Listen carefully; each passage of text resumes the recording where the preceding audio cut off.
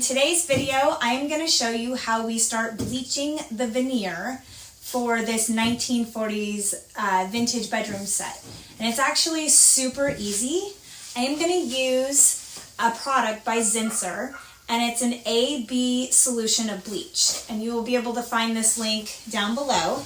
And so what we're going to do is we're going to take solution A, and we are going to wipe down our surface. And we're going to let it sit for 5 minutes. And the reason why I'm going to do 5 minutes rather than 10 is because this is a fragile veneer and I don't want it to sit too long.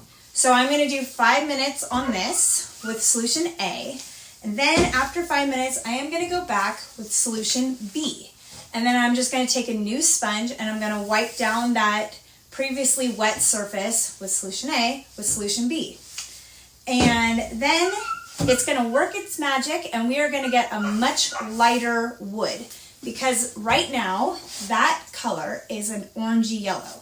And that is not the look that I'm going for, especially if I'm trying to get a more modern look. So I definitely want this bleach wood to be much lighter. So let's jump into it. I've got 2 sponges, one for A and one for B. And so before I start that, you always want to make sure that your surface is clear of any dust before you jump on to your next couple of steps. So I'm just going to take a microfiber towel with some water, and we are just going to wipe down this surface. Get rid of all the dust particles that are sitting on this. All right. And make sure to always wear some kind of glove to protect your fingers or your hands, because generally the stuff that you're working with for furniture is very harsh, and so you don't want your hands to get covered in it. So always use gloves. All right, so we're going to start with solution A. Always shake your product, that way the stuff doesn't sit on the bottom. Okay, we're going to take one of our clean sponges and we're going to pour our solution onto the sponge, and we're just going to wipe down that surface. We need a little bit more. Just going to wipe it down. And because I want this to only sit for 5 minutes, I am going to do one drawer at a time. So our timer just went off, a total of 5 minutes, and now I'm going to put on solution B. And again, make sure that you shake the container. And then we want to take our new sponge. We're going to pour it onto here.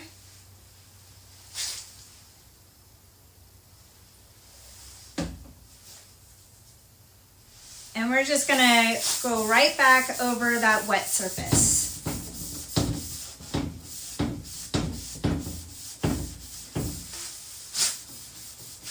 Make sure you get an even coat on there.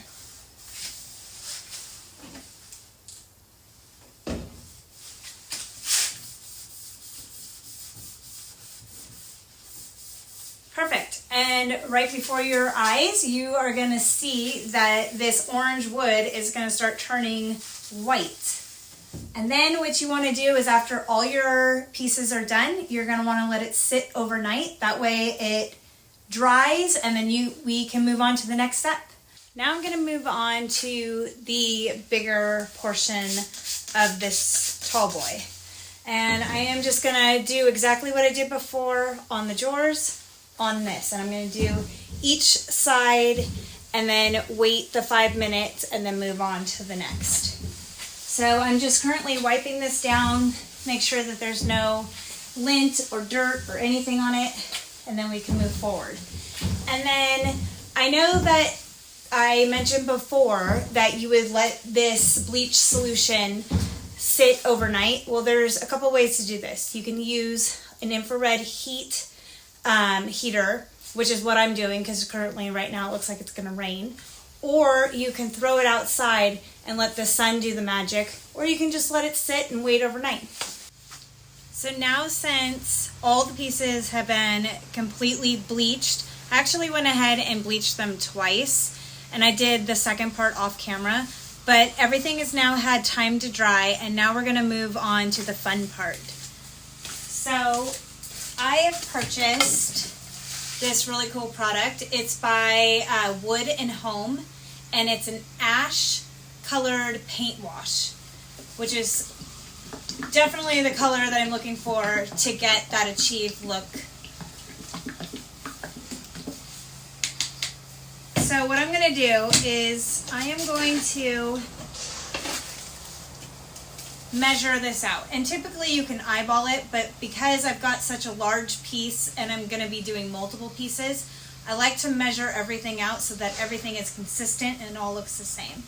So you can get these little measuring cups at the dollar store. That way you can just toss them when you're done and they've become really worn out. So I'm going to use 1/4 of a cup, and you want to use 1 part to 3 parts water.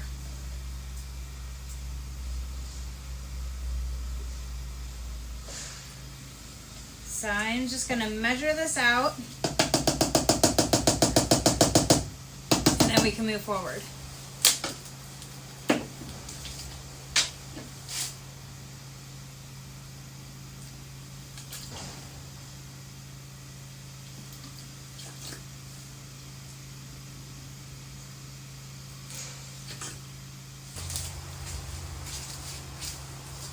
We're just going to paint it on.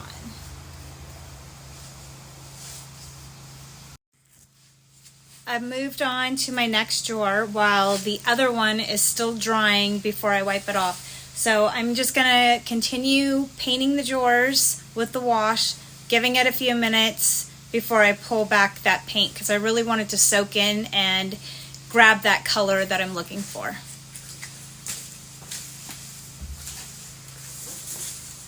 So I'm going to move this drawer out of the way and let it dry. And we'll move on to the next.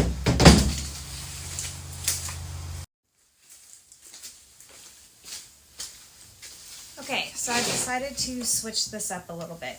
So I've painted on that paint wash, and it has been sitting for a few minutes to dry. Now I'm going to take a sponge brush that's dry, nothing on it, and I'm going to pull back that paint. Rather than taking a shop cloth and wiping it off because it's not adhering the way I'd like it to, I'm just going to brush this back and forth until it removes that paint and leaves a smooth finish on top with the color that I'm looking for. And generally you would not do that. You would paint it on and then you would wipe it back.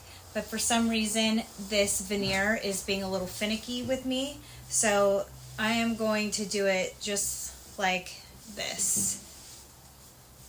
So sometimes you've got to do a process of elimination and figure out what works for what you're working with. And because I don't want brush strokes, I am just going back over this until it kind of just blends in all those little strokes. And it leaves me with a smooth paint wash finish. Do you see the difference? So the top here has nothing, and then this is that smooth kind of paint wash look. And I did it on a sample first, just in case that I didn't have to go back and remove all the other paint. So I have painted the rest of the drawers the exact same way, and it's working. And so once those are dry, I might hit it with a second coat, not sure yet, but I'm going to move on to the bigger piece, and we're going to get moving on that. So now we're going to start working on the bigger dresser, and I'm going to do the exact same process, and I'm going to start with the sides.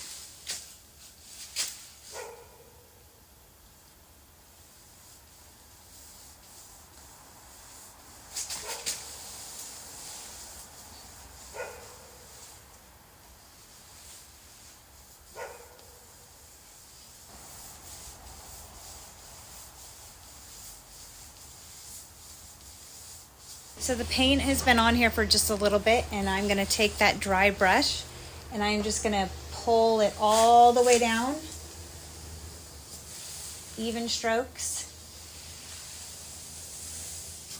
And so what I'm doing is I'm pulling off the paint without wiping it off, because I still want the paint to adhere to the wood, and this is the way that I found that works.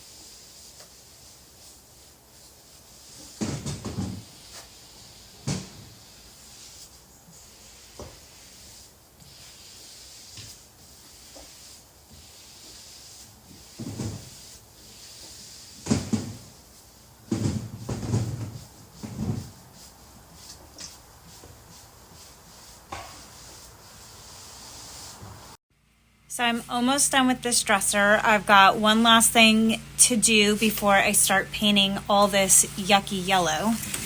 I noticed that on the bottom here, I am missing a piece of the decorative trim. And so instead of turning that back to my client with this painted and that not fixed, that's not good. So what I want to do is I'm going to make a mold of this side so that way I can put it over here. And I'm going to show you how we do that using the Wax wood filler, and it's got a epoxy hardening solution that we're going to mix in with this so that way I can get this to be a solid piece of the embellishment. So I'm just going to clean the area that I'm going to make a mold out of. And I'm going to just wipe that down and make sure that it's really clean so that my mold, when I use it, sticks to it and there's no like grease that prevents it from not sticking. Okay. See, had some yucky stuff on there. Okay. So I've got my glue gun heating up, and I'm just going to take a little bit of Vaseline, and I am going to rub it on the area that I am making a mold of. And the reason why I'm doing this is because I don't want the hot glue gun or the hot glue to stick to this when I take it off, because I'm going to use that impression as a mold. Now, you can find mold kits online, but I didn't have mine, so I'm just going to wing it. And this is the way to wing it without having to spend a bunch of money or wait for something to come in when you're kind of in a pinch to get something done. All right, so this glue gun is good to go. So what I'm going to do is I'm just going to put a bunch of hot glue on this area.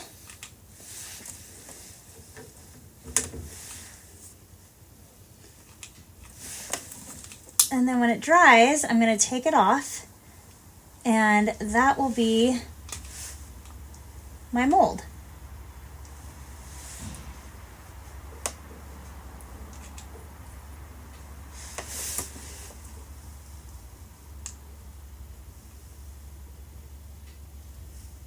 And you want to use a good amount because you want the mold to be sturdy.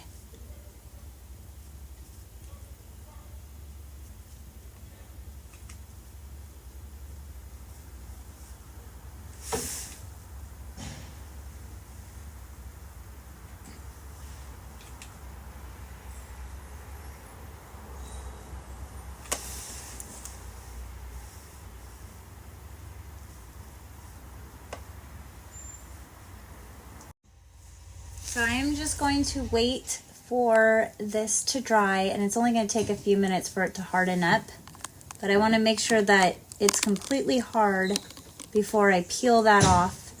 And then we're going to mix up our epoxy and stick it in that mold, and when the epoxy dries, then we are going to move it and glue it over on to this side. That way it's all fixed. Okay, so it's had proper time to dry, and now I am just going to peel this off.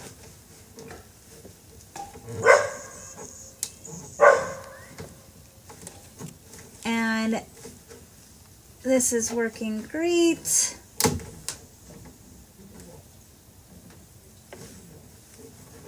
I should have put a little bit of Vaseline underneath. It's sticking a little bit, but I should be able to get that off. All right.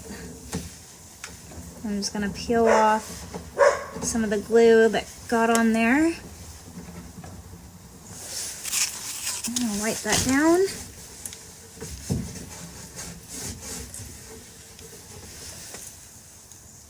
All right.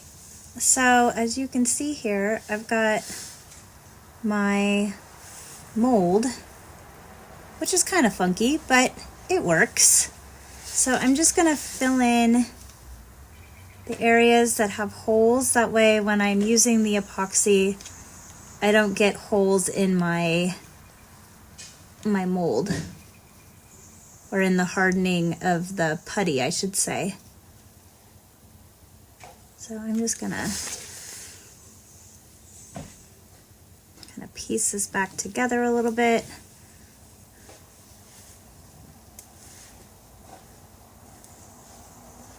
There we go. And then kind of just fold down any areas with the hot part, just in case there's any loose pieces of glue. I just want it all to be stuck inside this mold.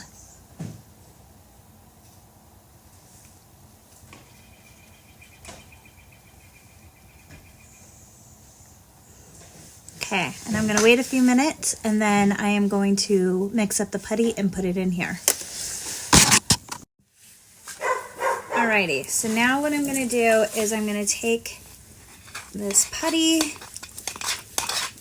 mix it up just a little bit in the container here.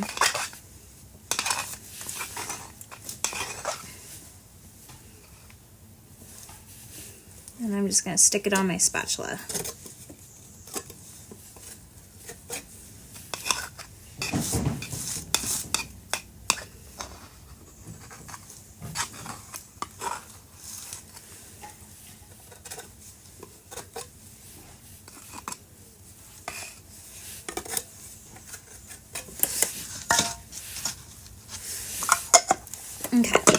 I'm gonna take my hardener and I'm gonna stick it in here. I'm almost done mixing this hardener in. I'm gonna make sure that it's all incorporated so that way it dries evenly within the 15 minutes. Okay, so now I'm gonna take my mold. I'm gonna scoop this up. And I am just gonna stick it in here.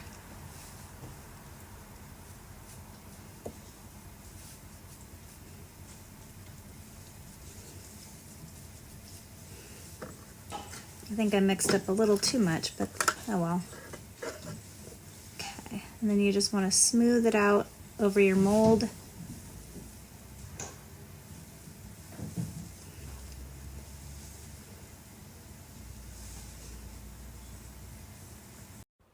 So I have my mold here and I'm cheating the 15 minutes. I'm hoping that it's going to dry a little faster, but I'm using my infrared heater so that way I can get this done and that it will penetrate, well, the heat will penetrate all the way through here. That way I can hurry up and get this finished.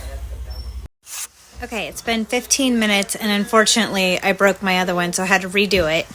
But this is what is left. I just pulled it out of my hot glue gun mold and now I'm just gonna trim these edges. That way it makes it a little easier that when I go to sand and glue, I don't have all these extra pieces on there that I don't need. And I'm just gonna trim it on both sides. Hey, sweetheart. Can you remove that tree? Is it too close to the house? See?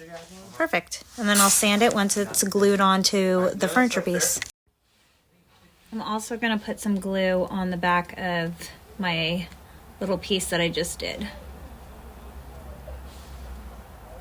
I want to make sure that this totally stays on here. And I'm just going to wipe it on there just like this.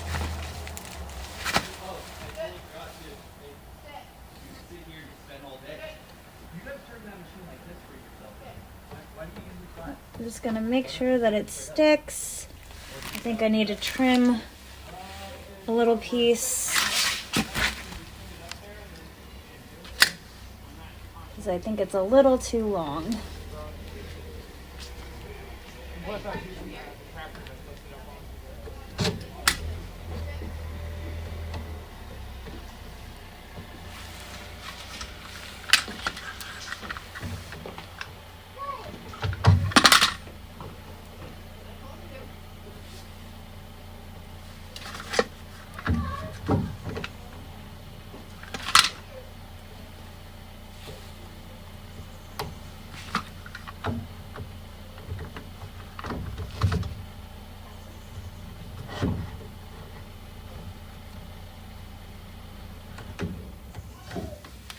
Okay, I'm gonna grab one more and clamp it on the other side, and then when it dries, I will be able to sand it. So all the paint has had time to dry, so now what I'm gonna do is I am going to tape off all the wood areas on the main highboy, and then I'm gonna go ahead and prime all of this and get ready to paint it.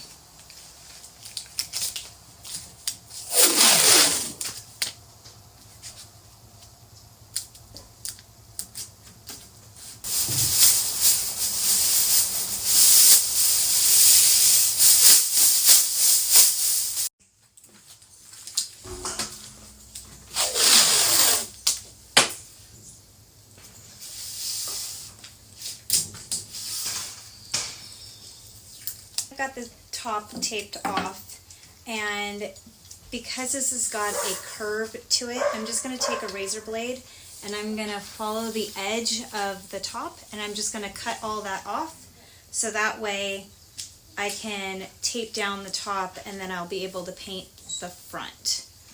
Hopefully that made some sense. So I'm just going to put a little hole, I'm going to drag it along.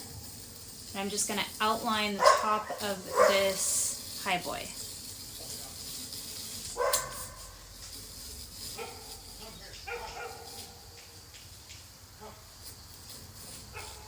When you do this, make sure you have a sharp blade. It will be a lot easier.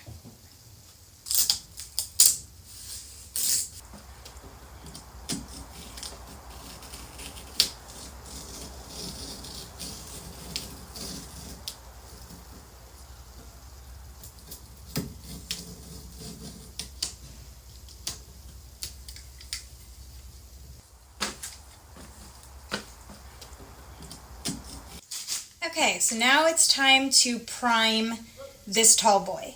And I have completely masked off the inside as well as the sides and the top. And the primer I'm going to use is Zinsser Cover Stain. This stuff is great.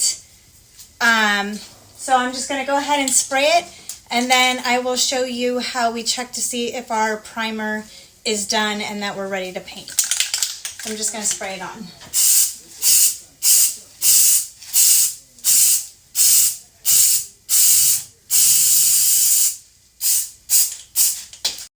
So I wanted to show you guys that fixed piece that I did with the Bondo. And so, not bad. That was the side that we took it from. Look at that. So it looks like the trim there, and now we can continue painting that portion of it. So all you had to do was just sand it to kind of shape it around whatever piece is broken on your furniture. So before you ever start painting, after a piece has been primed, you always want to do what's called a scratch test. And what that means is that you scratch the dresser or whatever you're working on, and if the primer scratches off, means that it's not ready to be painted, and that most likely you didn't clean it good enough for where the primer would adhere to the furniture piece that you're working on. So I'm going to show you how that looks. Okay, so what you do is you take your fingernail and you just scratch, and you see how nothing is coming off? So that was the perfect way to clean, perfect way to prime, and now I'm ready to roll. Okay, so the color that I've chosen for this is Old Orchard by Annie Salone. And now we're just going to get ready to paint this, and I can't wait to see when it's all done. And then you guys can tell me if you think that it matches the inspiration piece for this whole look. All right, let's get started.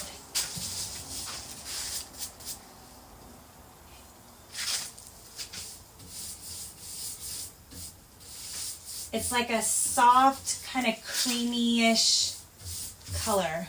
You see that? So pretty. It's going to look great with the color of the drawers.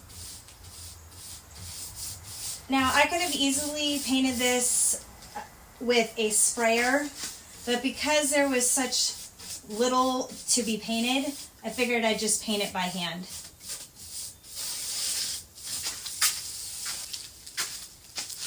So when you're painting stuff by hand, you can easily stick your paint into another cup and add Flutrol to it, which kind of makes it a little thinner. You can also use water, but then you're getting more of a paint wash. And so I like to use the Flutrol because it gives a more smooth finish in your paint. You can also add it to a spray gun, or like I said, a cup, and you're getting the same effect. Okay, so I thought I'd give you a close-up of the color. So this is the primer, and then this way you can totally see the difference. Look at how soft and creamy that looks. It's going to be so pretty.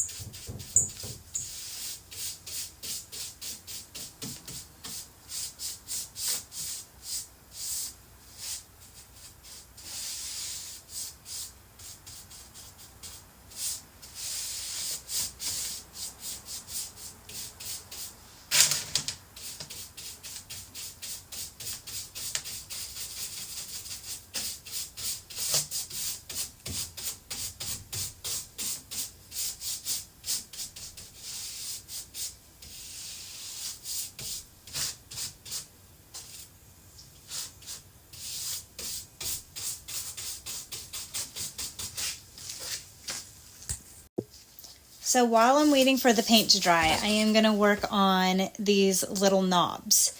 And my client wanted to keep these, which I agree. I love these. I think they're really cute and they match the piece pretty well. But I'm not going to leave them in their current state. I don't like the way this looks, kind of brassy looking, old. So I'm going to update these. So the color that I'm going to use is silver and an antique gold. And primarily it's going to be mostly silver with a hint of the gold. And this is just gilding wax. Okay, so I'm going to take a really cheapo chip brush, and that's how I'm going to paint these knobs.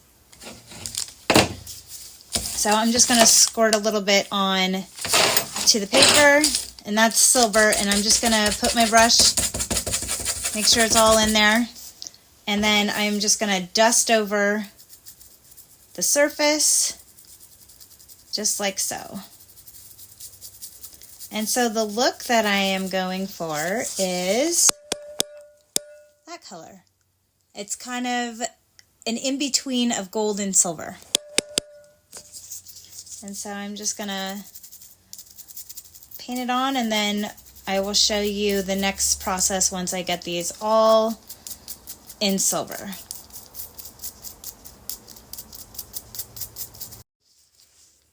So I just wanted to point out that I have made sure to clean all these knobs first before starting this process, because you want the gilding wax to adhere to your knobs. So you always want to make sure that these are clean of any grease or grime that sometimes you will find that your knobs have.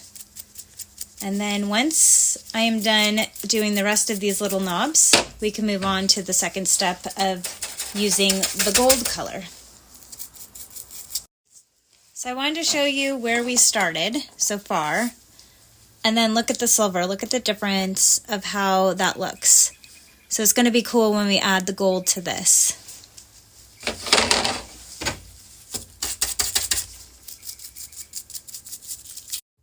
Okay, so now I'm ready to move on to the next step, and I'm just going to take a shop towel and kind of wipe away that silver color that I was working with. And now I'll show you the gold. And I'm only going to do just a little bit of gold.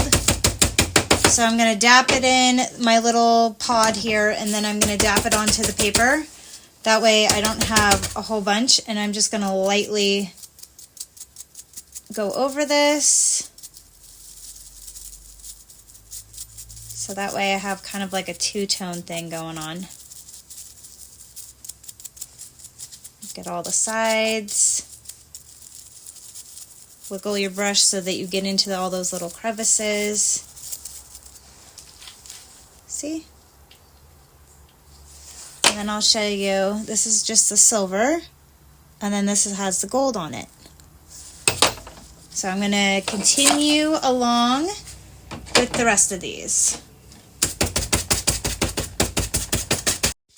Okay, so we're on to the last step, and what I'm going to do is I'm going to use my spray gun to clear coat this bad boy. And once that's done, I can put on the knobs, and this piece is ready to ship back. Yay! So I'm going to start with the tall boy first, and then I'm going to move on to the drawers. And this takes about, I'd say about 3 to 4 coats to make sure everything is really sealed. And in between the coats, I like to use a white pad just to kind of knock down any of the bumps that the spray gun can create. And before I spray on my piece, I always want to use a cardboard box to see my spray pattern in case I need to adjust the gun. So I'm going to move you along here. Okay, so I've got my box, and now I am going to spray this. So it's coming out, but it's just a little full, like the air is too much. So I'm going to bring the air down just a little bit. Perfect, we're ready to roll. Let's do this.